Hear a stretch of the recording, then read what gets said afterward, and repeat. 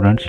So the question is, a spring of force constant K is cut into two parts, okay, whose length are in ratio 1:2, okay. The two parts are now connected in parallel and a block of mass m is suspended at the end of the combined spring, okay. Find the period of oscillation performed by the block, okay. ठीक है.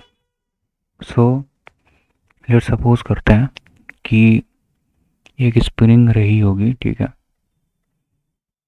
जिसकी length रही होगी L, ठीक है, या फिर late से इसकी लेंथ अगर 3L रही होगी, ओके, 3L रही होगी. तो क्वेश्चन में कहा है इसको दो पार्ट में बांट देता है, ठीक है, एक 1:2 के रेशियो में, मतलब L और 2L दो पार्ट में इस स्प्रिंग को बांट देता है, ठीक है. तो बांटने के पहले जो ये स्प्रिंग थी उसकी जो K की वैल्यू थी, ठीक है, वो K थी, ठीक है. जो स्प्रिंग कांस्टेंट K की वैल्यू थी, K स्प्रिंग कांस्टेंट, वो कितनी थी, स्मॉल के, ठीक है.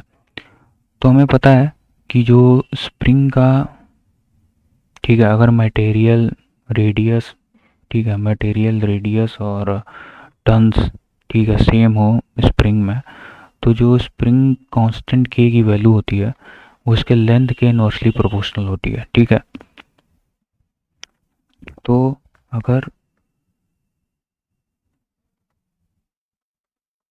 मैं, ठीक है, पहले वाली स्प्रिंग की जिसकी लेंथ L है, ठीक है, उसका मैं स्प्रिंग कांस्टेंट निकालूं तो मैं लिख सकता हूं यहाँ से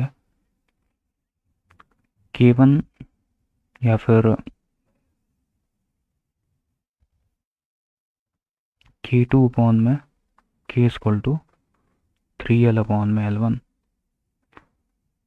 तो K2 can be written as, ठीक है, जहाँ पे 3L क्या है, ओरिजिनल स्प्रिंग की लेंथ है, ठीक है, ओरिजिनल लेंथ, ओके. और जो K2 है वो नई स्प्रिंग जो हमने पहली वाली काटी है जिसकी लेंथ L है, उसकी वैल्यू है, ठीक है. तो यहाँ से हम L1 कितना था, L था, तो ये लिख सकते हैं 3L अपॉन में L इंटू के, L सेल कैंसिल, तो K2 will be 3K, okay. और हम जब this is L2, this is L3, ठीक है. और हम K3 की बात करें तो K3 can be written as K3 upon में small k equal to 3L upon में K3, ओके. K3 की लंबाई कितनी है, 2L, that is L3, okay, sorry, not K3, here will be L3 is what, 2L. तो here 3/2, okay. So K3 can be written as 3/2K, okay.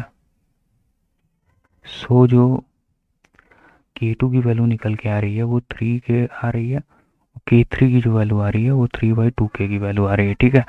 अब कहा जा रहा है कि इस पीरियड इन दोनों स्प्रिंग को, ठीक है, पैरेलल में एक ब्लॉक M से कनेक्ट कर दिया गया.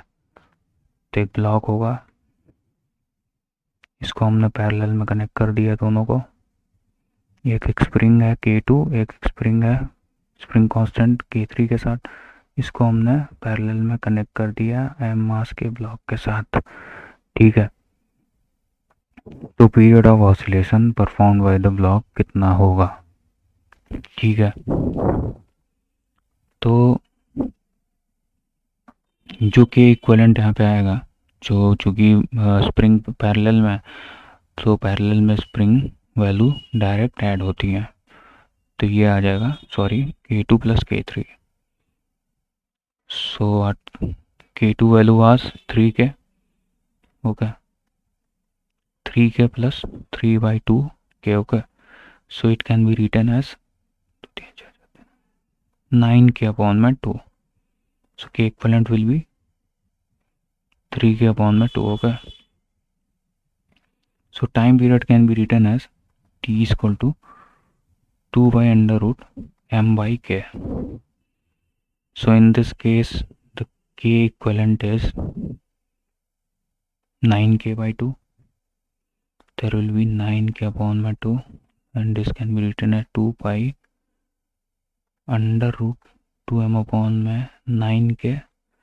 And on modification it becomes 2 root 2 pi upon my 3 under root m upon my k. ठीक है t.